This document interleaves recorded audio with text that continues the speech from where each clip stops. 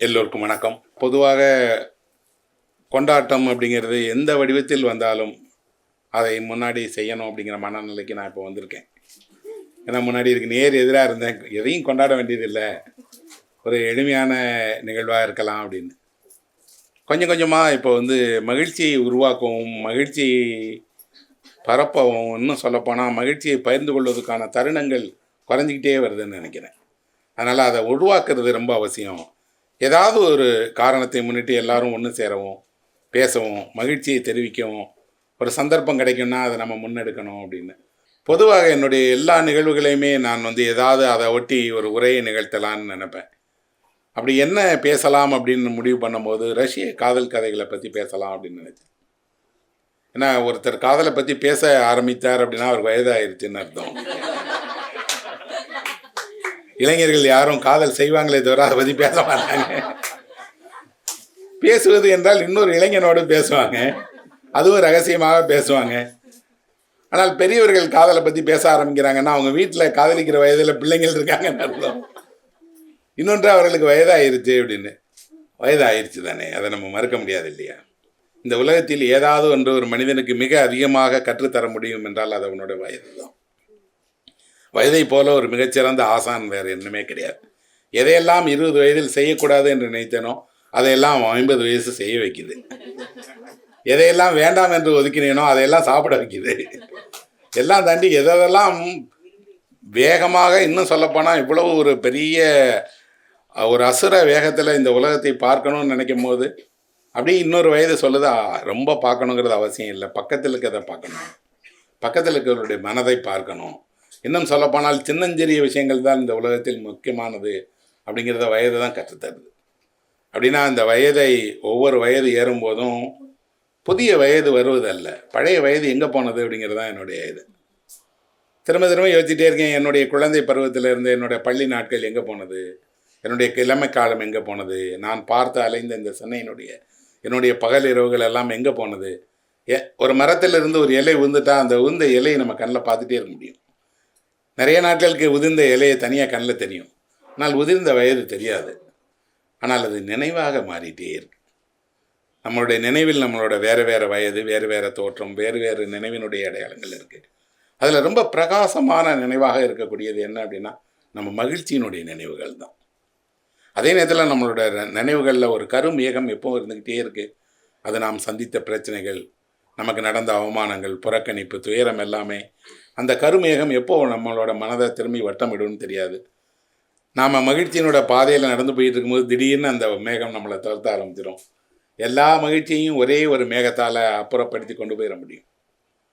அப்போது மகிழ்ச்சிக்கு தான் திரும்ப திரும்ப குரல் கொடுக்கவும், பரப்பவும், இன்னும் சொல்லப்போனால் வெளிச்சத்தை தான் உயர்த்தி காட்ட வேண்டியிருக்கு. இருட்டை உயர்த்தி காட்ட தேவையில்லை, இருட்டே தானே நிரம்பிக்கொள்ளும். ஆனால் ஒரு சின்ன வெளிச்சத்தை எவ்வளோ உயர்த்தி காட்டுகிறோமோ அவ்வளோக்கு அளவு இருள் விலகி போகும். எழுத்து, இலக்கியம், பேச்சு எல்லாமே வெளிச்சம்தான். அந்த வெளிச்சத்தை எவ்வளோ உயர்வாக, எவ்வளோ பெரிய அளவுக்கு நம்ம காட்டுறோங்கிறத பொறுத்து மனதினுடைய இருள், மனதில் இருந்த சந்தேகம், மனதில் இருந்த குழப்பங்கள்லாம் போக ஆரம்பிக்கும். அப்புறம் ஏன் வயதானவர்கள் காதலை பற்றி பேச ஆரம்பிக்கிறாங்க அப்படின்னா, காதல் என்று அவர்கள் 20 வயதில் நினைத்து கொண்டு இருந்தது அல்ல காதல்னு அவர்களுக்கு தெரியுது. 20 வயதில் அவர்களுக்கு தோன்றியது கவர்ச்சி, ஈர்ப்பு, இன்னும் சொல்லப்போனால் உடலினுடைய குரலுக்கு அவர்கள் செவிசாய்த்தாங்கிறது தெரியுது. ஆனால் காதல் அப்படிங்கிறது உண்மையில் யோசித்து பார்த்தால் தெரியுது, ஒரு ஆணும் பெண்ணும் அவர்களை அறியாமல் அவர்கள் ஒருவருக்கொருவர் அவர்களுடைய ஏதோ சில விஷயங்களை பரிமாறிக்கிட்டே இருக்காங்க. அதனுடைய ஒரு பகுதி தான் உடலால் அவர்கள் ஒருவர் அறிந்து கொள்கிறார்கள். அதை தாண்டி ஒரு ஆணுக்கும் பெண்ணுக்கும் அவர்களுக்கு இடையில் இருக்கக்கூடிய மௌனம், அவருடைய பேச்சு, அவர்களுடைய தொடுதல், அவர்களுக்கு பக்கத்தில் இருக்கிற அருகில் இருக்கிறது, இன்னும் சொல்லப்போனால் நெருக்கம், எல்லாமும் ஒரு ஆணுக்கும் பெண்ணுக்கும் நடக்குது. உலகம் காதலை பற்றி பார்த்துருக்கக்கூடியது எல்லாமும் ஒரு தனிநபரை பொறுத்த மட்டும் முக்கியம் இல்லை. அவன் சொல்லுவான், சார் அப்படி இல்லை சார், என்னோட லவ் வேற அப்படின்னு.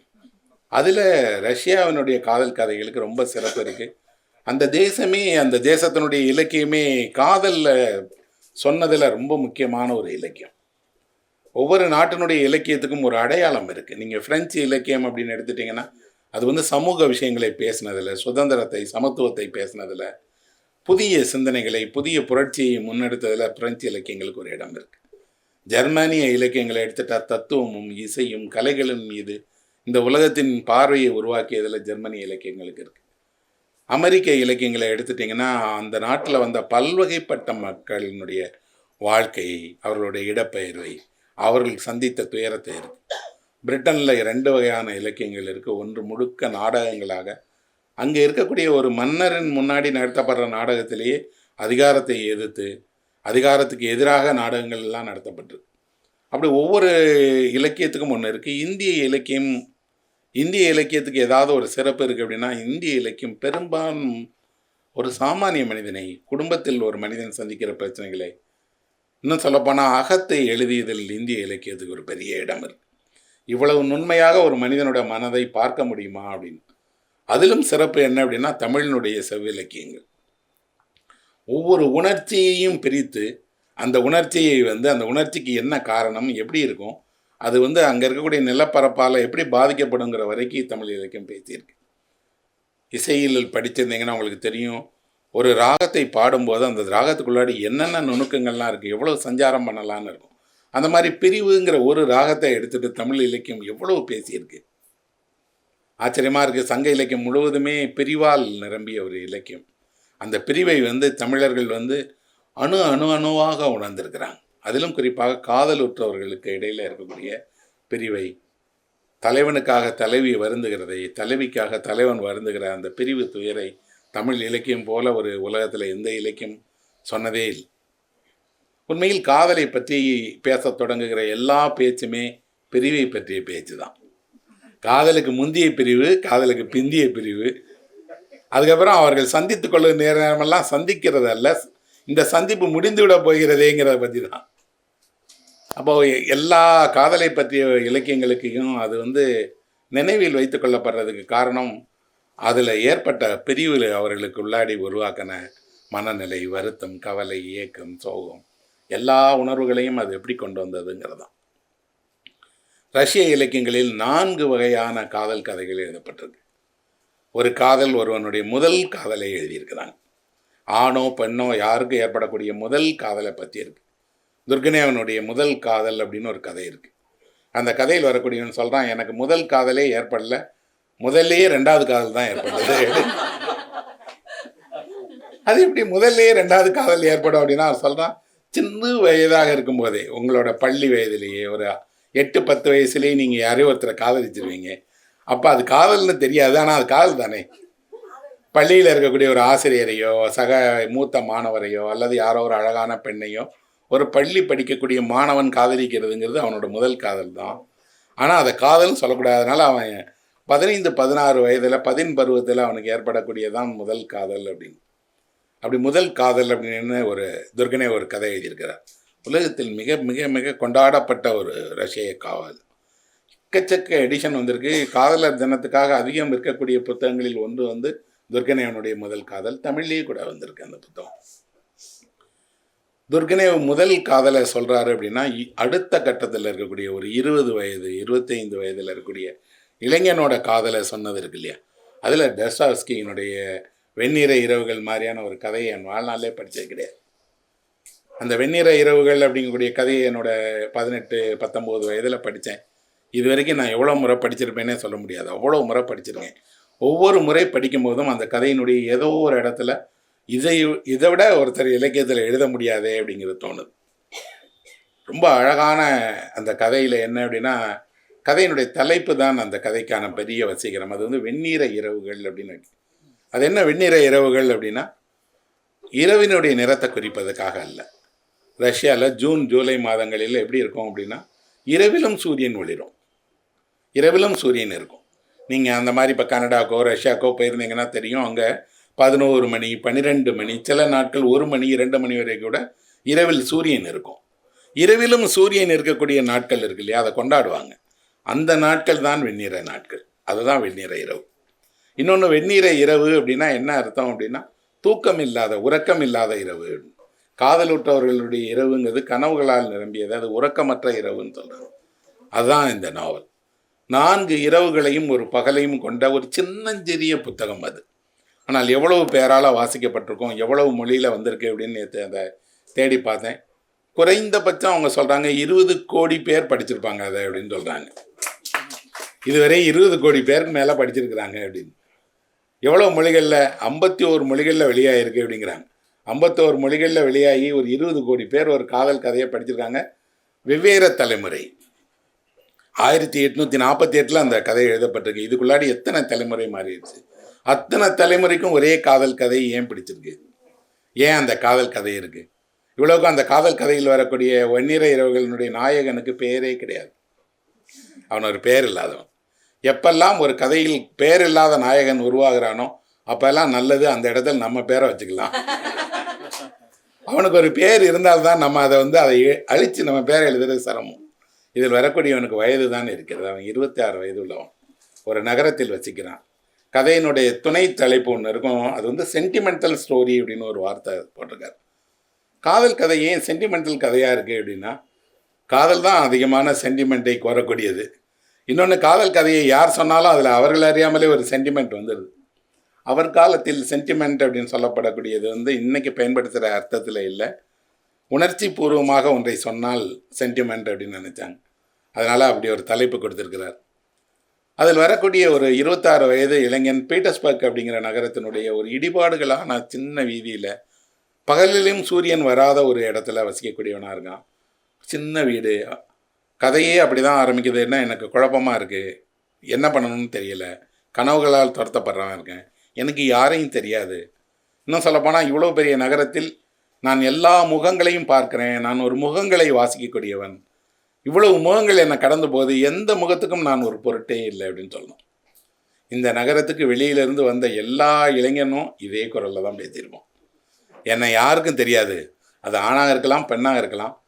ஒரு புதிய நகரத்தில் வாழ தொடங்குகிற போது உங்களை யாருக்கும் தெரியாது, யாரும் உங்களுக்கு முக்கியம் அப்படின்னா உங்களை நினைக்க மாட்டாங்க. அப்போ யாரும் முக்கியம் இல்லைன்னு நினைக்கக்கூடியவன், என்ன பண்ணுறதுன்னு நினைக்க தெரியாதவன், தன்னை யாரும் நேசிக்க மாட்டாங்களா இவ்வளோ பேரில் இருக்காங்கன்னு அப்படியே வீடுகளை பார்த்துட்டே இருக்கிறான். அந்த கதையில் வரக்கூடிய ரொம்ப அழகான இடமே அந்த வீடுகளினுடைய கதவுகளை, வீட்டினுடைய சுவர்களை அவன் நேசிக்கிறான். திடீர்னு வீட்டினுடைய நிறத்தை மாற்றிட்டாங்கன்னா அவன் கோச்சிக்கிடுவான். எதுக்கு நீங்கள் திடீர்னு வீட்டு நிறத்தை மாற்றுறீங்கன்னு. அந்த வீட்டு சுவர்கள் சொல்லுமா, தேவையே இல்லாமல் இவங்க என்ன நிறம் மாற்றிட்டாங்க, பழைய நிறத்தில் இருக்கக்கூடியதை அவங்களுக்கு புரியலை அப்படின்னு. இந்த மாதிரி தனக்கு யாருமே இல்லைன்னு நினைக்கக்கூடிய ஒருத்தன் 26 வயதில் இருக்கிறவன் ஒரு பாலத்தை கடந்து போகும்போது ஒரு பெண்ணை பார்க்குறான். ஒரு பெண்ணை பார்க்குறான் அப்படிங்கக்கூடியது அல்ல, மஞ்சள் நிற தொப்பியும் கருப்பு நிற உடையும் அணிந்த ஒரு பெண்ணை பார்க்குறான். என்ன இந்த ஒரு காட்சியை மட்டும் நீங்கள் பாருங்கள். ஒரு கருப்பு நிற உடையில் மஞ்சள் தொப்பி அணிந்த பொண்ணு ஒரு பாலத்தினுடைய மேல் நின்றுட்டுருக்கா. அவன் முகம் தெரியல, ஆனால் தூரத்தில் வர ஒருத்தனுக்கு தெரியுது. பார்த்த மாத்திரம் அவளால் வசீகரிக்கப்படுறான். பக்கத்தில் போகிறான். பக்கத்தில் போய் அவள்கிட்ட பேசலான்னு நினைக்கிறான். இது வரைக்கும் அவன் எந்த பெண்ணிடமும் பேசியவன் அல்ல. அவனே சொல்கிறான், நான் ஏதாவது ஒரு பெண்ணிடம் பேசணும்னு நினச்சேன்னா என் மனதில் இருக்கக்கூடிய எல்லா சொற்களும் மறைஞ்சு போயிடும், ஒரு சொல் கூட எனக்கு உதவி செய்யாது, ஒரு சொல்லின் நதியே எனக்குள் ஓடுகிறது, ஆனால் அதுலேருந்து கொஞ்சம் கூட வெளியே எடுத்து சொல்ல முடியாது. ஆனால் அந்த பெண்ணை பார்த்த உடனே இவன் பேசலான்னு நினச்சி தயங்கி நிற்கும்போது அந்த பெண்ணை அழுதுட்டு இருக்கிறான்.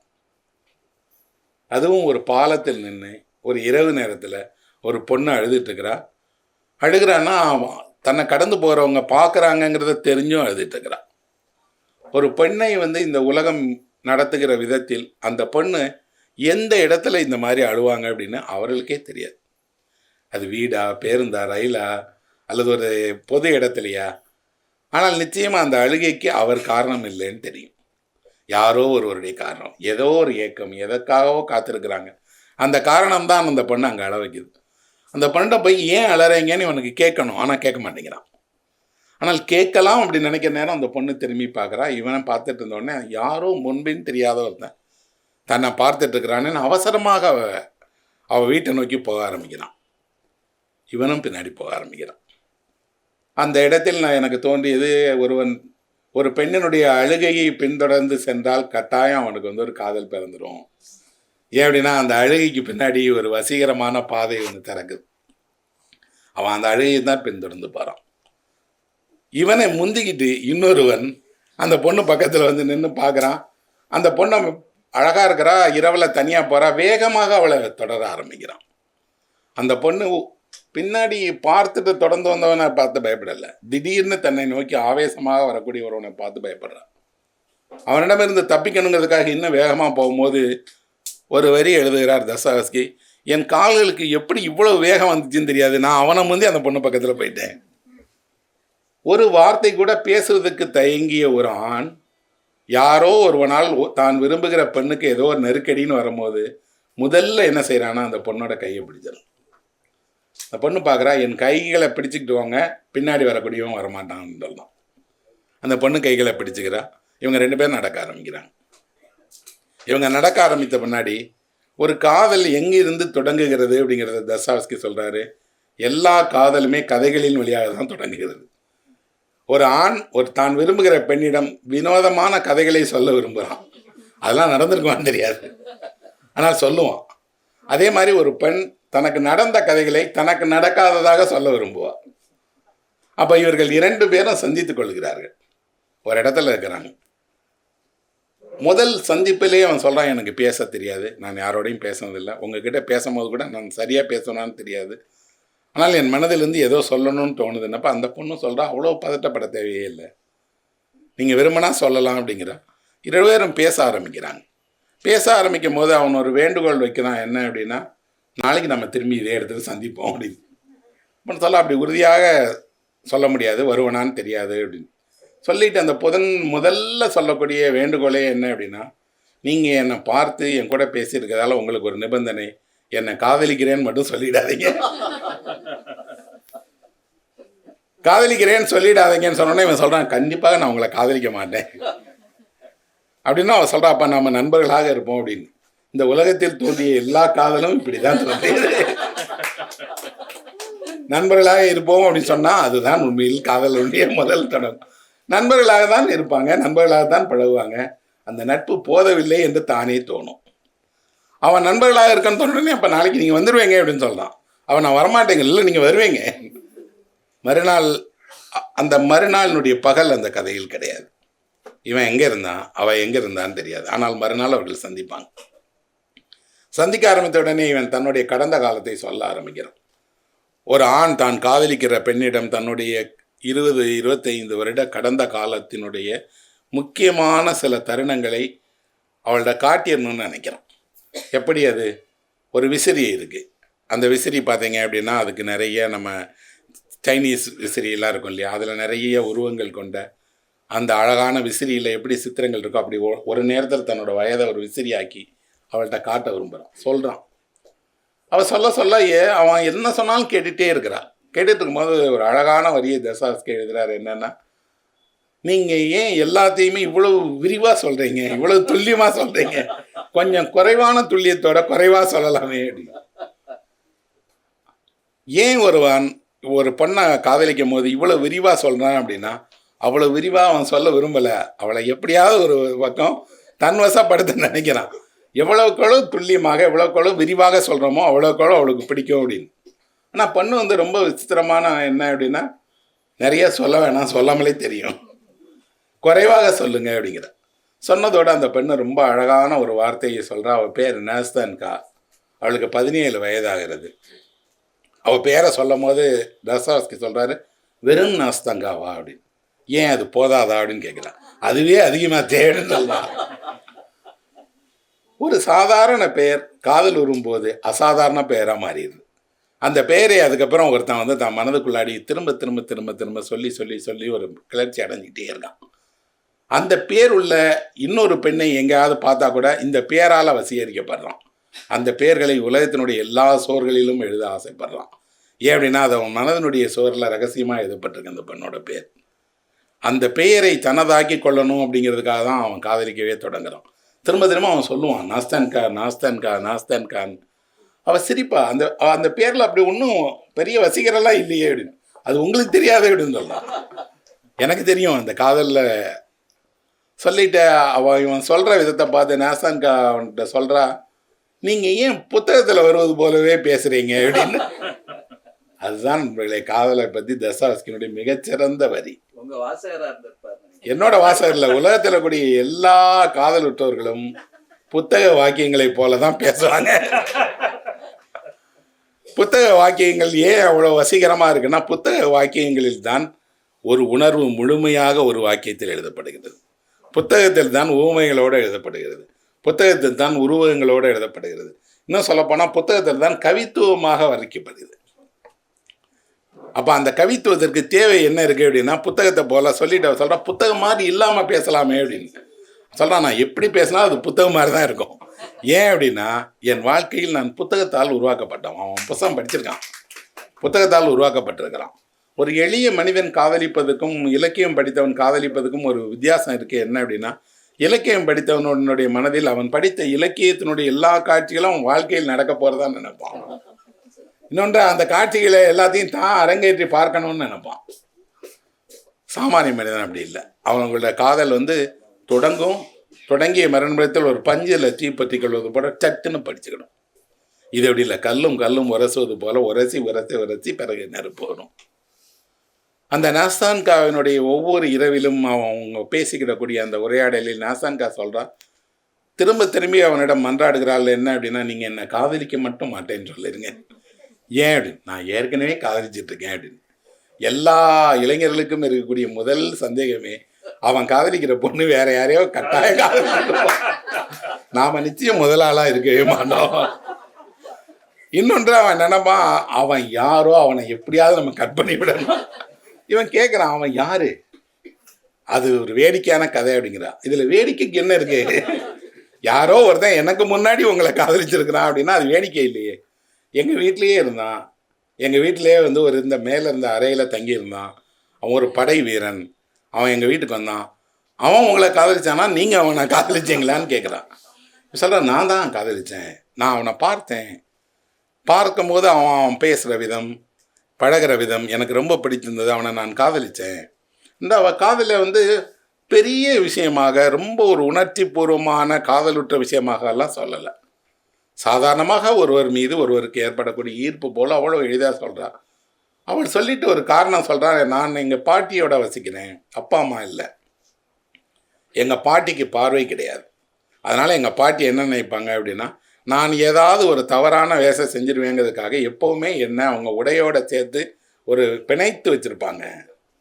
அதனால் நான் விலகி போகவே முடியாது. அந்த பாட்டியிடமிருந்து விடுபடுறதுக்கு தான் அவங்க காதலிக்கிறாங்க. அநேகமாக பெரும்பான்மையான பெண்களே அதுக்கு தான் காதலிக்கிறாங்க. யாரோ ஒரு அமைப்பிடமிருந்து, குடும்பத்திடமிருந்து, தந்தையிடமிருந்து அல்லது தன்னுடைய பூர்வீகத்திடமிருந்து விடைபெற விரும்புகிறாங்க. அதுக்கு தான் காதலிக்கிறாங்க.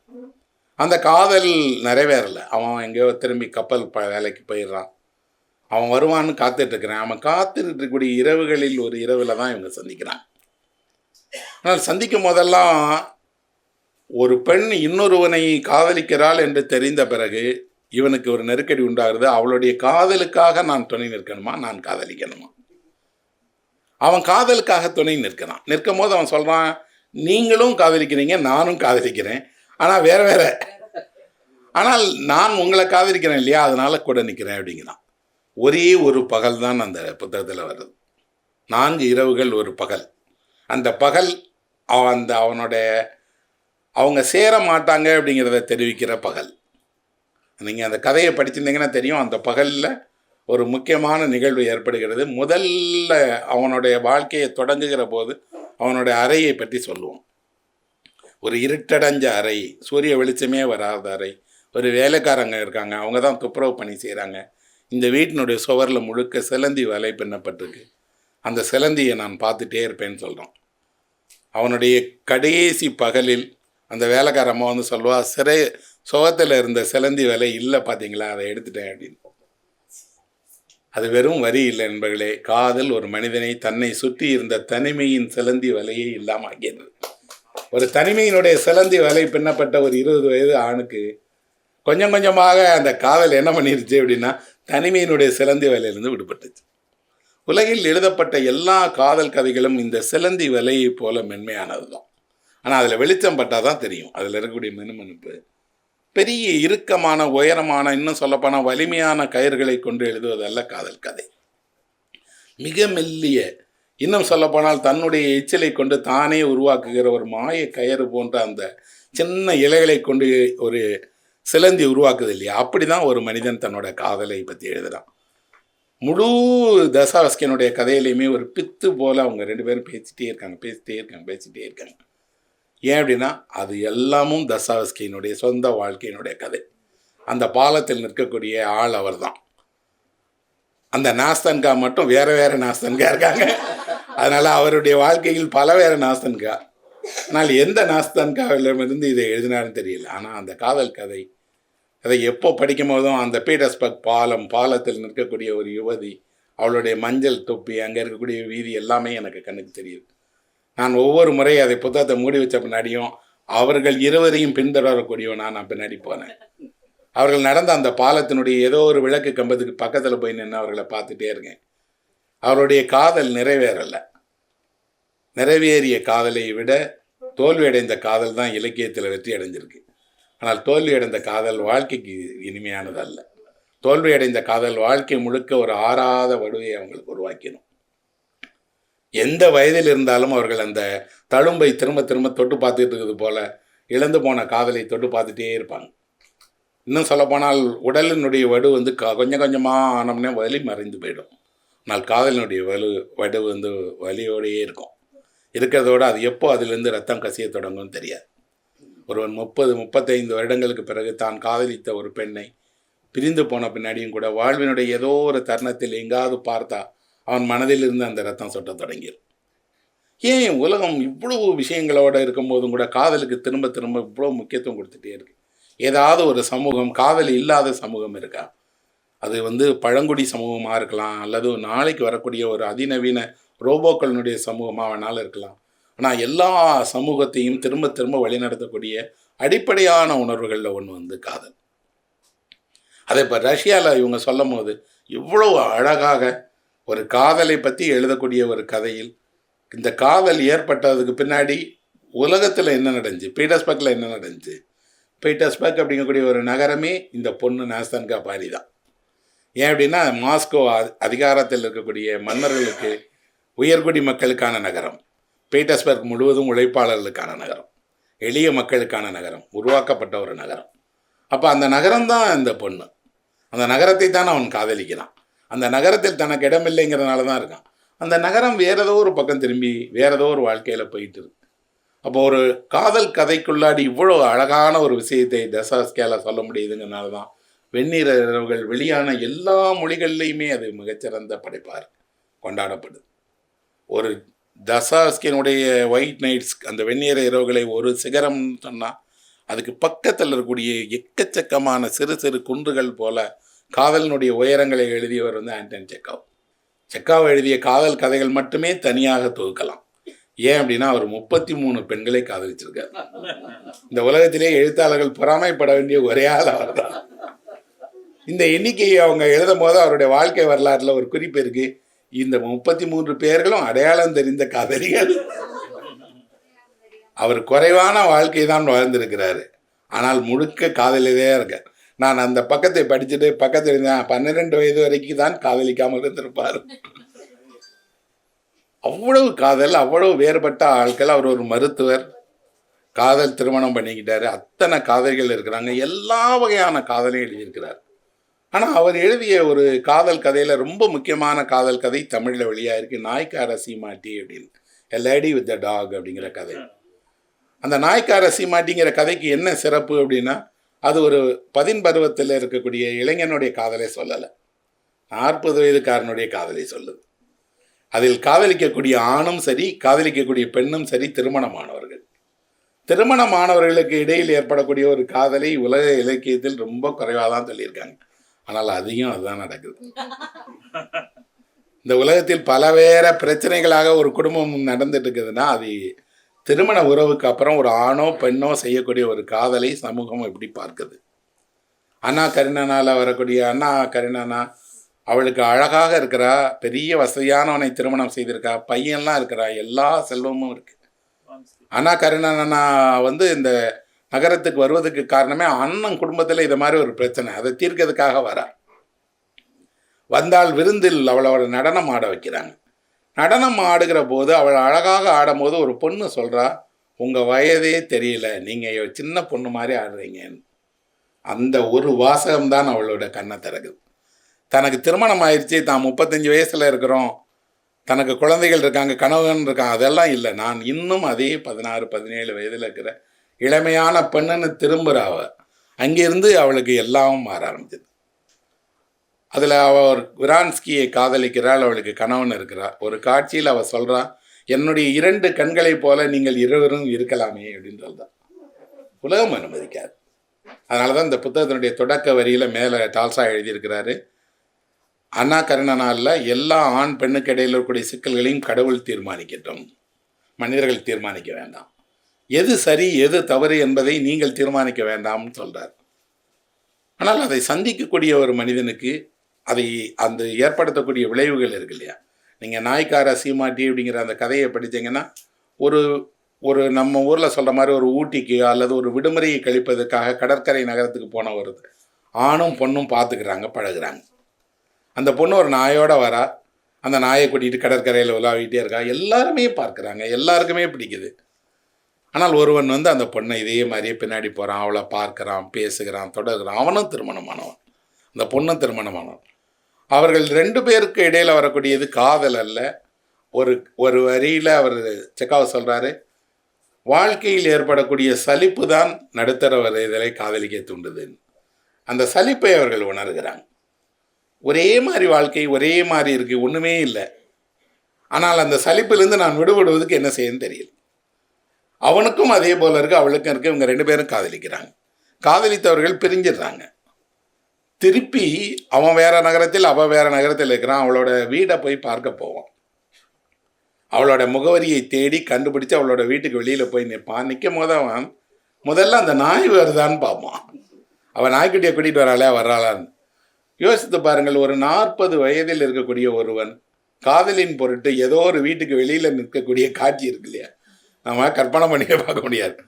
அவன் சமூகத்தில் ஒரு அந்தஸ்தான ஆள். ஆனால் காதலுக்காக எங்கோ போய் வீட்டில் நிற்கிறான். நிஜமாக ஒரு 20 வயது பையனாக அந்த ஆள் திரும்பியதான். அந்த பொண்ணு பார்க்கல. அவளை பார்ப்பதற்காக அந்த நகரத்தில் என்னென்னமோ செய்கிறான், பார்க்க முடியல. ஒரு நாடகம் நடக்கக்கூடிய அரங்கத்தில் போய் அந்த பொண்ணு வருவாளான்னு பார்க்குறான். அவள் கணவனோடு வந்திருக்கிறான். பார்க்குறான். பக்கத்தில் போய் அறிமுகப்படுத்திக்கணுமா அல்லது பார்த்துட்டு போயிடணுமான்னு. அப்போ அவன் மனது சொல்கிறதை, அவனுடைய அறிவு சொல்கிறத மனது கேட்க மாட்டேங்குது. இந்த சந்தர்ப்பத்தை விடாத, அவளை போய் பாரு அப்படின்னு போய் பார்த்து வணக்கம்னு சொல்கிறான். அவள் அப்படியே அவனை பார்க்காத மாதிரியே இருக்கிறான். ஏன்னா அவனை எப்படி நீங்கள் அறிமுகப்படுத்திக்கிடுவீங்க? அப்போ அந்த நாடக அரங்கத்தில் இடைவேளையின் போது அவங்க 2 பேரும் வெளியில் வராங்க. வெளியே வந்தவுடனே அவன் சொல்கிறான், உன்னை பார்த்த மாத்திரம் எனக்கு ஒரு அதிர்ச்சியாக இருந்தது. எதுக்கு திரும்பி வந்த? அவன் சொல்கிறான், நான் எதுக்கு திரும்பி வந்தேன்னு உனக்கு தெரியாதா என்ன? நான் உன்னோட தான் இருக்க விரும்புகிறேன் அப்படி. நானும் உன்னோட தான் இருக்க விரும்புகிறேன். ஆனால் என்னோடய சூழல் அப்படி இல்லை. நீ போயிடு அப்படின்னு சொல்லி துரத்துறான். இல்லை நான் இருப்பேன் அப்படின்னு. இவர்கள் 2 பேருக்கு இடையில் இருக்கக்கூடிய இந்த கொந்தளிப்பு நாய்க்கார சீமாட்டியில் எழுதியிருக்காங்க. என்ன அழகாக எழுதுகிறார் செக்காவ் அப்படின்னா, அவர்களுக்குள்ளாடி இருக்கக்கூடிய சிறு சிறு சிறு சிறு உணர்வுகளை முதற்கொண்டு அவ்வளோ அழகாக அதை கொண்டு போகிறார். எங்கே கதை தொடங்குமோ அங்கே கதை முடிஞ்சிருது. 2 பேருமே முடிவு பண்ணாங்க, நாம் இணைந்து வாழலாம் அப்படின்னு. அப்போ அவர் சொல்கிறாரு, இனிமேல் தான் பிரச்சனை ஆரம்பமாகிறது. அப்போ ஒரு காதல் கதை காதலை சொல்லலை. காதல் அப்படிங்கக்கூடியதை உலகம் எப்படியெல்லாம் சந்திக்கிறது. ஏன்னா இந்த உலகத்தில் ஏதாவது ஒன்றுக்கு மிக அதிகமான தடை வந்திருக்கிறது, எதிர்ப்பு வந்திருக்கிறதுனா அது காதலுக்கு தான். ஏன்னா காதலுக்காக கொல்லப்பட்டவர்களுடையது என்னைக்கும் இருந்தது, இன்னைக்கும் தொடர்ந்துக்கிட்டே இருக்கும். அவர்கள் செய்தது தவறு அப்படின்னு இந்த உலகம் சொல்லுதுன்னா அது காதலின் பேரால் அந்த தவறு. அதுக்காக கொல்லப்பட்டு இறந்து போனவர்களுடைய கதை தொடர்ந்துக்கிட்டே இருக்கு. ஏன் இந்த உலகம் ஒரு காதலை ஏற்க மறுக்குது? அல்லது ஏன் காதலை புரிந்து கொள்ள மறுக்குது? யாரோ ஒரு ஆணும் பெண்ணும் காதலிப்பதால் இந்த உலகத்துக்கு என்ன ஆகிடப்போகுது? உலகம் திரும்ப திரும்ப பயப்படுது. ஆணும் பொண்ணும் காதலிப்பதன் வழியாக அவர்கள் வாழ்க்கையை அவர்களே உருவாக்கிக்கிறாங்க. யார் வாழ்க்கையை யாரும் உருவாக்கி கூடக்கூடாதுங்கிறது தான் அதிகாரத்தோட முக்கியமான வேலையே. அந்த அதிகாரங்கிறது ஆட்சியில் இருக்கக்கூடிய பெரிய அதிகாரம் அல்ல, சிறிய வீட்டில் இருக்கக்கூடியதும் அதிகாரம்தான். அந்த அதிகாரத்திற்கு உட்படும் போது தான் நீங்கள் ஒரு சராசரி ஆகிறீங்க. காதல் ஒரு மனிதனை சராசரி இல்லை அப்படிங்கிறத நிரூபிக்குது. இன்னும் சொல்லப்போனால், என்னுடைய கைகளை நான் இன்னொரு கைகளோடு கோர்த்து கொள்ளும்போது அந்த கைகளுக்கும் இந்த 2 கைகளும் இணைகிற அந்த தருணத்தின் வழியாக ஒரு உறுதியை நாங்கள் பெறுறோம் அப்படின்னு அவங்க நம்புகிறாங்க. உலகம் அதை ஒருபோதும் புரிந்து கொள்ளாதோட எதிர்ப்பை சந்திச்சுட்டே இருக்கு. ஆனால் காலம் என்ன செய்கிறதுனா நிறைய விஷயங்களை இந்த உலகத்திலிருந்து அதனுடைய இறுக்கத்தை தளர்த்தி இருக்கு. கண்டிப்பாக 100 வருடத்திலேருந்து இன்னைக்கு பார்த்தீங்க அப்படின்னா நிறைய காதல் வெற்றி பெற்றுச்சு, எளிதாக அங்கீகரிக்கப்பட்டுச்சு, புரிந்து கொள்ளப்பட்டுச்சு. ஆனாலும் இன்னும் ஒரு பகுதி அந்த இருட்டறையில் இன்னும் அதே போல தான் இருக்கிறாங்க. ஆனால் ஒரு தந்தை காதலுற்ற பொண்ணு அல்லது காதலுற்ற பையன் அவங்களோட உலகத்தை எழுதுவது மட்டும்தான் காதல் கதையா அப்படின்னா, அவர்கள் உலகத்தையே அவர்களுடைய தந்தையின் வழியாக எழுதுவது இன்னொரு காதல் கதை.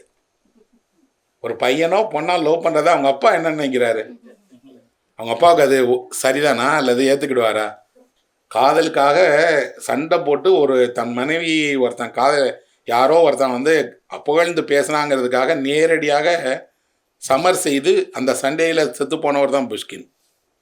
டூயல்னு சொல்லப்படக்கூடிய சண்டை என்னென்னா, யாராவது ஒருவர் தன்னுடைய மனைவியை வந்து இந்த மாதிரி பேசி அல்லது அவளை கவர முற்பட்டு அவள் முன்னாடி பேசினா, அவளை அப்படி சொன்னையே இல்லையா, என் கூட சண்டைக்கு வா அப்படின்னு அழைப்பாங்க. நேருக்கு நேர் துப்பாக்கியை எடுத்து சுடணும், 2 பேரில் யாராவது உயிர் வாழலாம். அப்படி உயிர் வாழ்வதற்காக காதலித்த பொண்ணுக்காக போய் துப்பாக்கி சுடப்பட்டு செத்து போனார் புஷ்கின். ஆனால் அவர் எழுதின காதல் கதை வந்து காதலை பற்றியதில்லை, காதலித்த பெண்ணுடைய தந்தையை பற்றியது. என்ன மறக்கவே முடியாத ரஷ்ய இலக்கியத்தினுடைய எப்பிக். அவ்வளோ அழகான கதை வந்து அஞ்சல் நிலைய அதிகாரின்னு ஒரு கதை எழுதியிருக்கார். ஒரு அஞ்சல் நிலையத்தில் கூடிய ஒரு அதிகாரி, ரூரல் போஸ்ட் ஆஃபீஸ் எல்லாம் இருக்கும் இல்லையா, அந்த மாதிரி கிராமப்புறங்களுக்கு செல்லுகிற பாதையில் இருக்கக்கூடிய ஒரு தபால் நிலையம். அங்கே வரக்கூடிய தபால்களை வாங்கிறது கொடுக்கறது தான் அவரோட வேலை. அந்த தபால் நிலையத்துக்கு ஒருத்தர் போகிறார். அது வழியில் இருக்கிறதுனால ஓய்விடமாகவும் அதை பயன்படுத்துவாங்க அங்கே. ஸோ இவர் போய் அங்கே குதிரையை நிறுத்திட்டு இறங்கி அந்த தபால் நிலைய அதிகாரிகிட்ட கேட்குறார். கேட்கும்போது அவர் சொல்கிறாரு, நீங்கள் களைத்து போய் வந்திருக்கீங்க, ஏதாவது குடிக்கிறது கொண்டு வர சொல்கிறேன் அப்படின்னு உள்ளேருந்து எட்டி அவங்க பொண்ணுகிட்ட சொல்கிறார். அம்மா யாரோ வந்திருக்காங்க, அவங்களுக்கு குடிக்கிறதுக்கு ஏதாவது கொடுமா அப்படின்னு. ஒரு அழகான பொண்ணு, துடுக்குத்தனமாக பேசக்கூடிய பொண்ணு, புதியவர்களாக இருந்தாலும் பார்த்த மறுநிமிஷமே வாங்க ரொம்ப களைத்து வந்திருக்கீங்க போல இருக்கேன்னு சொல்லி அன்போடு பேசுகிற ஒரு பொண்ணு வந்து பேசி குடிப்பதுக்கு கொடுத்து அவங்கள ஆசுவாசப்படுத்திட்டு போனோன்னே யாருன்னு கேட்குறார். என் பொண்ணு தான், அவள் பேர் துனியா. இப்படி தான் வெளியாட்கள் தெரிஞ்சவங்க தெரியாதவங்கன்னு பார்க்கவே மாட்டா, யாரை பார்த்தாலும் பேசுவா, எல்லாரிடமும் அன்பாக நடந்துக்கிடுவா அப்படின்னு. ரொம்ப அழகான பொண்ணு. இப்படி ஒரு சின்ன ஊரில் இப்படி ஒரு அழகான பொண்ணை பார்க்கறது எப்படி இருக்குது அப்படின்னா, திடீர்னு ஒரு வானத்தில் ஒரு நட்சத்திரத்தை பார்க்குறது மாதிரி இருக்குதுன்னு சொல்கிறோம். போயிடுறார் அந்த ஆள். சில ஆண்டுகளுக்கு அப்புறம் அதே தபால் நிலையத்துக்கு வர்றார். வந்த உடனே முதல்ல கேட்கக்கூடிய கேள்வி, எங்கே சார் உங்கள் பொண்ணை காணுமே அப்படின்னு. அந்த அதிகாரி எதுவுமே பேசலை, அமைதியாக இருக்கார். இவர் மறுபடியும் கேட்குறாரு, எப்பவும் வந்தால் விருந்தினர்களை வரவேற்கிறதுக்கு ஓடி வருவாங்களே அப்படின்னு. அவள் என் வீட்டில் இல்லை சார் அப்படின்னு. என்ன ஆச்சு அப்படின்னு. அது ஒரு கதை, ஆனால் அதை நான் சொல்ல விரும்பலை அப்படின்னு அவர் பேச மாட்டேங்கிறார். கொஞ்சம் கொஞ்சமாக அவர்கள் இரவு தங்கி 2 பேரும் பேச ஆரம்பிக்கிறாங்க. அப்போ அந்த அதிகாரி சொல்கிறார், நீங்கள் வந்த மாதிரியே ஒரு நாள் ஒரு படை வீரன் வந்தான். அந்த படை வீரன் வந்து இதே போல் என் மகளை பார்த்தான், பேசிட்டு என் மகளோட அழகால் வசீகரிக்கப்பட்டு அவள் கூட விளையாட்டுத்தனமாக பேசிகிட்டே இருந்தான், அவளும் பேசிகிட்டே இருந்தா. திடீர்னு அவனுக்கு உடல்நலம் இல்லாமல் போயிடுச்சு. அவனை நாங்கள் ஒரு 2-3 நாட்கள் வச்சு மருத்துவம் பார்க்க வேண்டிய நெருக்கடி வந்துச்சுங்கிறதுனால எங்கள் வீட்லேயே வச்சு அவனுக்கு மருத்துவம் பார்த்து உணவு கொடுத்து வைத்தியம் பண்ணி அவனுக்கு இரவில் எல்லாம் ஒத்தடம் கொடுத்து எல்லாம் பண்ணோம். சரியான உடனே அவன் இந்த நன்றி தெரிவிக்கிறதுக்காக என் பொண்ணோட ரொம்ப பழக ஆரம்பித்தான். அவனை தேடி இன்னொரு அதிகாரி வந்தார். அவரும் வந்து இந்த பொண்ணை பார்த்து பேசினார். ஒரு நாள் தேவாலயத்துக்கு நாங்கள் விடுமுறைக்கு ஞாயிற்றுக்கிழமை தேவாலயம் போவோம். அப்படி தேவாலயத்துக்கு நான் கிளம்பும் போது அவன் தான் ஊருக்கு போனான். அவன் சொன்னான், நான் வேணா தேவாலயத்தில் உங்கள் பொண்ணை விட்டுட்டு போட்டுமா அப்படின்னு. நான் தான் தேவாலயத்துக்கு போகிறதுக்காக அவளை வண்டியில் ஏற்றி அனுப்பினேன். தேவாலயத்துக்கு போனால் திரும்பி வரவே இல்லை. ஆனால் அவங்க தேவாலயத்துக்கு அனுப்பின மறுநிமிடமே எனக்கு சந்தேகம் வந்தது. அவனோட அனுப்பியிருக்கமே, பொண்ணு எப்படி தனியாக திரும்பி வருவா? நான் தேவாலயத்துக்கு போனேன், என் பொண்ணு வந்தாளான்னு கேட்டேன். இல்லை, அந்த படைவீரனோட போயிட்டா அப்படின்னு சொன்னாங்க. என்னால் நம்பவே முடியல. என் கூட இனிமையாக இருந்த எல்லாரையும் கவனிச்சுக்கிட்ட என் வீட்டில் இவ்வளோ சந்தோஷத்தை தந்த ஒரு பொண்ணு ஏன் திடீர்னு யாரோ ஒருத்தனை நம்பி போயிட்டாளே. நான் அதை ஏற்கவே முடியல. நான் அந்த இன்னொரு அவனை தேடி வந்த படைவீரனை பார்த்து கேட்டேன். அப்போ அவன் சொன்னான், அந்த வந்த படைவீரனுக்கு உடல் நலத்துக்கு ஒன்றுமே இல்லை, அவன் உங்கள் பொண்ணை கவரணுங்கிறதுக்காகவே உடல்நலம் இல்லாத போல நடித்தான். உங்கள் பொண்ணுக்கும் அது தெரியும். அவனோட அந்த பொண்ணு இருக்கணுங்கிறதுக்காகவே இரவெல்லாம் அவன் இருந்தான். மருத்துவரை அழைச்சிட்டு வந்து இவன் காட்டுவான். அந்த மருத்துவர்கிட்ட கேட்டவொடனே அந்த மருத்துவர் சொல்வார், நான் அவனை தொட்டு பார்த்தோன்னே தெரிஞ்சவன் உடல்நலமெல்லாம் இல்லை, ஆனால் நான் அதை சொல்லக்கூடாதுன்னு அவன் எனக்கு பணம் கொடுத்தான், அப்போவே தெரியும் அவன் உங்கள் பொண்ணை ஏமாத்துறான்னு நான் சொல்லலைன்னு. அப்போ அந்த தந்தை கேட்குறாரு, இவ்வளவு பேர் ஒரு தந்தையை ஏன் ஏமாத்துறீங்க? ஒருத்தன் காதலிக்கிறான், அவன் ஏமாத்துறான், அவனுக்கு மருத்துவரை நான் கூட்டிகிட்டு வரேன், இந்த டாக்டரை ஏமாத்துறாரு, வீட்டுக்கு வரக்கூடிய இவ்வளவு பேர் ஒரு எளிய சாதாரண ஒரு தந்தையை ஏன் ஏமாத்துனீங்கன்னு. அவன் சொல்கிறாங்க, எங்கள் யார் தப்பும் கிடையாது, ஒரே தப்பு உங்கள் பொண்ணு ஏன் உங்களை விட்டு போனான். அவன் யோசித்து பார்க்குறான், சிறு வயதுலேருந்து அம்மா இல்லாத பொண்ணை நல்லா தான் வளர்த்தோம், ஆசையாக தான் வச்சுக்கிட்டோம், எல்லாம் வாங்கி கொடுத்தோம், சின்ன ஊர், ஏன் அந்த பொண்ணு தன்னை விட்டு போனான், தான் என்ன தவறு செய்தேன். திரும்ப திரும்ப அவன் யோசிக்கிறான், அவன் மேலே ஒரு தவறுமே இல்லை. அப்போ அவள் போனான் இல்லையா, அவளை தேடி கண்டுபிடிச்சி எங்கே இருக்கான்னு பார்த்து கேட்கணுங்கிறதுக்காக தேடி அலைஞ்சிக்கிட்டே இருக்கான். விடுமுறை எடுத்துட்டான், வேலைக்கு போகல. அந்த அதிகாரி எங்கே இருப்பான்னு பார்த்து படை வீரன் இருக்கக்கூடிய நகரத்துக்கே போய் அவங்க வீட்டு வாசல்லையே நிற்கிறான். பெரிய வீடு, வசதியாக இருக்கிறா, எல்லாம் இருக்கிறா, ஆனால் பார்க்க மாட்டேங்கிறான். இப்போ அவன் சொல்கிறான், எப்படியாவது அந்த வீட்டில் போய் அவர் பார்க்கணும், என்ன செய்யலாம். அவன் தபால் தர்றான் இல்லையா, அதனால் அவனுக்கு எளிமையான ஒன்று இருக்குது, அவங்களுக்கு ஒரு தபால் வந்திருக்குன்னு கொண்டு போய் கொடுக்கலாம். அவனாக ஒரு தபால் எடுத்துகிட்டு போகிறான், விட மாட்டேங்கிறாங்க. இல்லை, அவங்களுக்கே தான் கொடுக்கணும் அந்த தபாலை அப்படின்னு. உள்ளே இருக்கக்கூடிய அறையில் பார்த்தா ஒரு நாற்காலியில் ஒரு மகாராணியை போல உடையில மிக அழகாக ஆடைகளை அணிந்து அவ்வளவு கம்பீரமாக அவன் மக உட்காந்துருக்கான். அவள் இவரை பார்த்த உடனே கேட்குறா, ஏன் வந்த அப்படின்னு கேட்குறா. அவர் ஒன்றுமே சொல்லலை, வெளியே போ சொல்லிட்டு சொல்கிறா, நீ ஏற்படுத்தி தர முடியாத எல்லாத்தையும் நான் ஏற்படுத்திக்கிட்டேன். அவள் என்ன விரும்பி இருந்திருக்கிறா, வசதியான வாழ்க்கை, பெரிய வீடு, கணவர், அழகான எல்லாம் கிடைக்கணும்னு வச்சிருக்கா. கட்டாயம் அது கிராமத்தில் கிடைக்காது, கட்டாயம் ஒரு அஞ்சல் நிலைய தந்தையால் உருவாக்கி தர முடியாது. அவள் தன்னோட ஆசையின் பாதையை அவளே தேர்வு செய்து அந்த நாடகத்தை அவளே நடத்தி அவளே போய் அவளே அந்த தந்தையினுடைய மீறி போன ஒரு புது வாழ்க்கையை வாழ ஆரம்பிச்சிட்டார். இவர் வந்தார், அங்கே வந்து திரும்பி வந்தார், இந்த ஊருக்கு வந்தார், அஞ்சல் நிலையத்தில் இருந்தார். அந்த நோயாளியாக வந்தவன் படுத்திருந்த அதே கட்டிலில் இவரும் நோயாளியாக படுத்தார். இவருக்கு சிகிச்சை பண்ண யாருமே இல்லை. கொஞ்ச நாளாச்சு, அவரே அங்கேயே இறந்துட்டார். இவரோட கதை முடிஞ்சிருச்சு. அதுக்கப்புறம் அங்கே வரக்கூடிய எல்லாருமே அந்த அஞ்சல் நல அதிகாரியையும் அந்த அஞ்சல் நல அதிகாரிக்கு ஒரு மகள் இருந்தாங்கிறதையும் சொல்லிகிட்டே இருக்காங்க. இந்த கதையை முதல்ல சொல்கிறான்ல ஒருத்தன், அவன் ரொம்ப ஆண்டுகளுக்கு அப்புறம் திரும்பி அங்கேயே வரான். வந்தால் இப்போ சொல்கிறாங்க, அந்த அதிகாரியும் இல்லை, அவர் மகளும் இல்லை, அவர் இறந்து போயிட்டார். அவருடைய கல்லறை எங்கே இருக்குன்னு கேட்குறான். அங்கே இருக்கு பாருங்கன்னு ஒரு கல்லறையை காட்டுறாங்க, ஒரு தனியான கல்லறை இருக்குது. இவன் அந்த கல்லறைக்கு போகும்போது அந்த கல்லறை பக்கத்தில் இருந்த ஒரு சாதாரண சிறுவன் சொல்கிறான், இந்த கல்லறைக்கு கொஞ்ச நாளைக்கு முன்னாடி ஒரு அம்மா வந்தாங்க, பிள்ளைங்களை அழைச்சிட்டு வந்தாங்க, அந்த பிள்ளைங்கள்ட்ட சொன்னாங்க, இதுதான் உங்கள் தாத்தாவோட கல்லறை அப்படின்னு. அந்த கல்லறையில் அந்த பிள்ளைங்களை எல்லாரையும் வணங்க வச்சாங்க. அப்புறம் அந்த பொண்ணு என்ன பண்ணா அப்படின்னு கேட்குறாரு. அவன் சொல்கிறான், நீங்கள் சொன்னால் நம்ப மாட்டேங்க, அந்த பொண்ணு மண்ணில் தன்னோட தலையை வைத்து மண்ணை முத்தமிட்டு தன் தந்தையிடம் மன்னிப்பு கேட்டுட்டு இருந்தா அப்படின்னு இவன் சொல்கிறான். அந்த கதை அங்கே எங்கேயோ நடந்தது, முடிஞ்சிருச்சு அப்படின்னு. இந்த கதை காதலை பற்றிய கதை, காதல் கதை அல்ல. ஆனால் இந்த காதல் கதையில் ஒரு தந்தை கேட்கக்கூடிய கேள்வி இருக்குல்ல, என்ன நான் ஒரு சாதாரண ஆள், என்னால் உனக்கு ஒரு வாழ்க்கையை ஏற்படுத்த தர முடியும், அந்த வாழ்க்கையை தர முடியாது. புஷ்கின் இந்த கதையில் சொல்கிறார், இந்த தந்தைக்கு இருந்த பயம் என்ன அப்படின்னா, இவ்வளோ வசதியாக இருந்தால் கூட அவன் துரத்தி விட்டான்னா எங்கே போவா, வெளியே அனுப்பிவிட்டானா எங்கே போவா, ஒருவேளை நகரத்திற்கு போய் தோற்று போய் நகரத்திலிருந்து திரும்பி வர முடியாமல் போய் நகரத்திலேயே மோசமான வாழ்க்கையை வாழக்கூடிய பெண்ணாக தான் மகளும் ஆயிர்வாளோங்கிற கவலையில் தான் செத்து போயிட்டான் அப்படின்னு. அப்போ ஒரு காதல் கதையை உலகம் காதலித்தவர்கள் வழியாகவும் எழுதுறது, காதலித்தவர்களுக்கு பின்னாடி இருக்கக்கூடிய தாய் தந்தை அவர்களுடைய இதுலேயும் இருக்குது. இன்னொரு ரஷ்ய கதையில் இருக்குது, அந்த மகள் வீட்டை விட்டு போகிறா, கார்கினோட கதையில் தான்.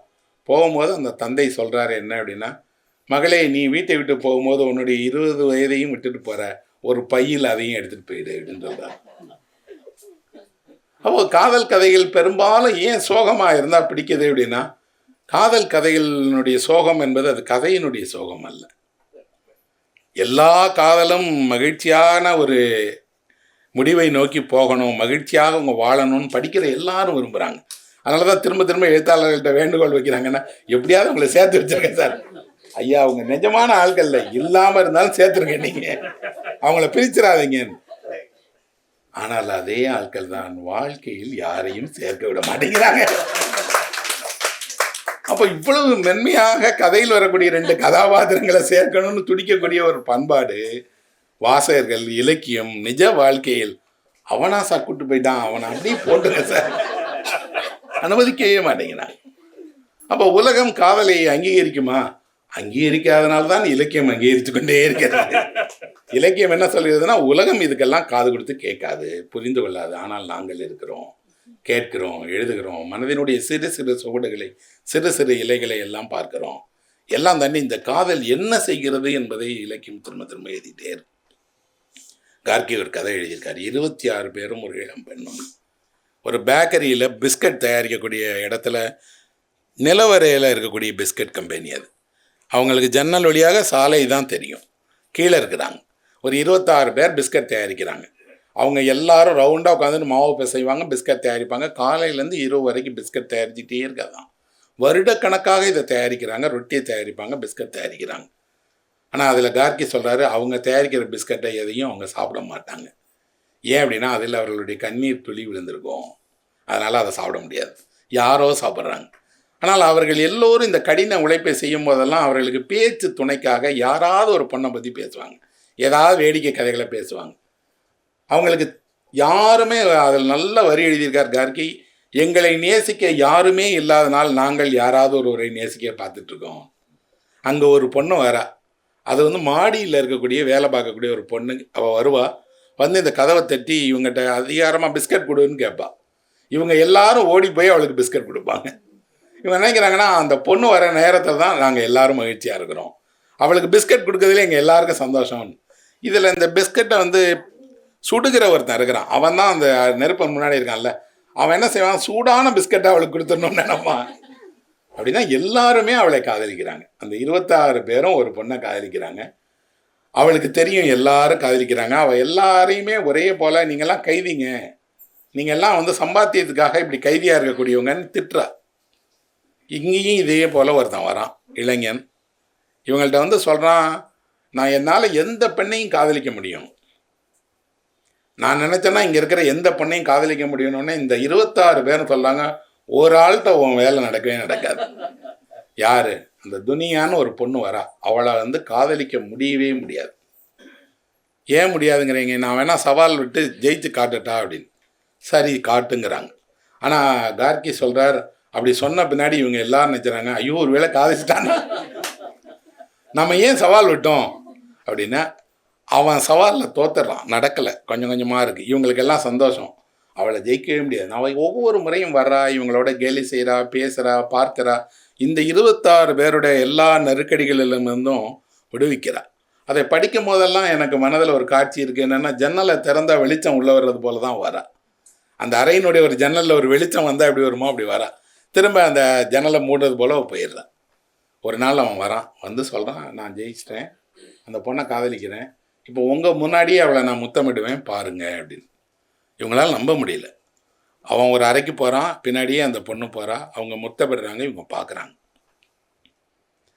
இவர்களால் அந்த ஏமாற்றத்தை தாங்கவே முடியல. அதை எல்லாம் விட அவர்கள் என்ன நம்புகிறான்னா, ஒருவன் சவால் விட்டால் கூட அவனை ஏன் ஒரு பொண்ணு காதலிச்சிடுறா. இந்த உலகத்தில் என்ன நடக்குன்னா, சவால் விட்டு ஜெயிச்சு காதலித்தவர்கள் நிறைய இருக்காங்க. அவர்கள் நிச்சயமாக இந்த சவாலை தாண்டி அந்த பொண்ணை நேசிப்பாங்களான்னு தெரியாது. ஆனால் அவர்கள் ஏதோ ஒரு சவாலுக்காக அந்த பொண்ணை காதலிக்கிறாங்க. அவங்க 2 பேரும் முத்தமிட்டு வெளியே திரும்பி வரும்போது இந்த 26 பேரும் சுற்றி நின்று அந்த பொண்ணை எவ்வளவு அவமானப்படுத்த முடியுமோ அவமானப்படுத்துகிறார்கள். அதுதான் கதை இலக்கியத்தினுடைய மிக முக்கியமான தருணம். என்ன அப்படின்னா, எங்கே காதல் முறிகிறதோ அங்கே அவமானம் தொடங்கிடும், அவமானப்படுத்துகிற தொடங்கிடும். ஒரு பெண்ணை மிக அதிகமாக அவமானப்படுத்த முனைகிறவன் அவளை காதலித்தவன் தான். அவன் அது கசந்த வருணமிடத்தில் அவன் தான் எல்லா ஆயுதங்களையும் எடுக்கிறான். அவன் தான். இந்த 26 பேரும் அந்த பெண்ணை சுற்றி நின்று அவ்வளோ மோசமாக திட்டுறாங்க, அவ்வளோ மோசமாக பேசுகிறாங்க. ஆனால் இவங்க தானே அத்தனை பேரும் அவளை காதலிச்சாங்க. அமைதியாக நிற்கிறாள். அவளுக்கு தெரிகிறது, தான் விரும்பணும் ஒருத்தனோட, அவனை பிடிச்சிருக்க, அவன் போயிட்டான், இவங்க யார் என்னை இப்படி திட்டுறதுக்கு. ஆனால் இவங்க எல்லாரும் தன்னை காதலிச்சாங்கன்னு அவளுக்கு தெரியுது. அவள் ஒரே ஒரு வார்த்தை சொல்கிறா, உங்கள் வேலையை பார்த்துட்டு போங்கடா அப்படின்னு. அவங்க எல்லாரும் அப்படியே கலைஞ்சு போயிடறாங்க. ஆனால் திரும்பி வரும்போது நாங்கள் எல்லாரும் குற்ற உணர்வோடு திரும்பணும் அப்படின்னு. இப்போ கார்கி காட்டுகிற ஒரு காதல்ங்கிறது இன்னும் கீழே இருக்கக்கூடிய, காதலே கிடைக்காத ஒரு உலகத்துக்குள்ளாடி காதல்ங்கிற ஒரு வெளிச்சம் நுழைந்தா என்ன நடக்குது அப்படிங்கிறது. இப்படி ரஷ்ய இலக்கியத்தினுடைய காதல் கதைகள் விதமாக எழுதப்படும். நீங்கள் செங்கிஸ் சையத் மேத்தாவனுடைய ஜமீலாவை படித்து பார்த்தீங்கன்னா அது ஒரு வகையான காதல். இதே துர்கனாயவனுடைய ஆசியாவை படித்தீங்கன்னா அது ஒரு காதல். லர்மென்தேவனுடைய நம் காலத்து நாயகன் படித்தீங்கன்னா அது இன்னொரு வகையான காதல். எத்தனை வகை, எவ்வளவு விதமான காதலுற்ற மனிதர்களுடைய வாழ்க்கையை எழுதியிருக்காங்க. இவ்வளவுக்கு அப்புறமா அடிப்படையாக ஒன்று இருக்குது. என்ன அப்படின்னா, ஒரு ஆணும் பொண்ணுக்கும் இடையில் நடக்கக்கூடிய இந்த உணர்வை இலக்கியம் எப்படி சித்தரிக்கும் போது அந்த இலக்கியத்தில் என்னென்ன உயர்வான மேன்மையான, இன்னும் சொல்லப்போனால் இந்த வாழ்க்கையில் நாம் இதையெல்லாம் பெரிதாக எடுத்துக்கலையோ அதெல்லாம் இருக்குது. அதில் அவன் அந்த தஸ்தாவஸ்கியினுடைய கதையில் வரக்கூடிய நாயகனை போல பலரும் தன்னுடைய இந்த நகரத்துக்கு வந்து தன்னுடைய அடையாளம் இல்லாதவர்களை எல்லாம் இந்த நகரத்தில் எங்கோ யாரோ ஒரு பொண்ணு அவளோட பார்வை, அவளோட அருகாமை அல்லது அவள் தந்த நெருக்கம் காப்பாற்றியது. அப்போ உலகம் முழுவதுமே திரும்ப திரும்ப திரும்ப காதல் கதைகள் எழுதப்படுறதும் படிக்கப்படுறதுக்கும் காரணம் என்ன அப்படின்னா, காதலின் வழியாக ஏதோ ஒரு உயிர்த்தல், காதலின் வழியாக ஏதோ ஒன்று இருக்குது. அப்புறம் அது ஒரு சமூகத்தின் வழியாகவும் அது சொல்லப்படும் போதெல்லாம் அந்த சமூகம் அதை ஒரு வண்ணங்களால் வேறு வகையாக இருக்குது. அதிகம் காதல் பாடல்கள் ஒரு மொழியில் எழுதப்பட்டு, எப்போவாவது ஏதாவது ஒரு மொழியில் காதல் கதைகள் எழுதுவது குறைஞ்சிருச்சுன்னா, காதல் கதைகள் வாசிக்கிறது குறைஞ்சி போயிடுச்சுன்னா அந்த சமூகம் பின்தங்கி போயிடுச்சு அப்படின்னு நான் நம்புவேன். உண்மையில் இப்போ தமிழ் சமூகத்தில் காதல் கதைகள் ரொம்ப எழுதப்படலை.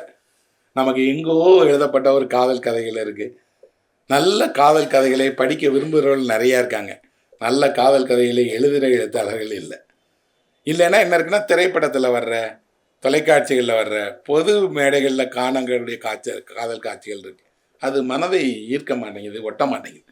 நிஜமான காதல் கதைகள், நிஜமான ஈரத்தோட, நிஜமான அந்த தவிப்போட உள்ள ஒரு கதைகள் இந்த உலகத்துக்கு தேவைப்படுது.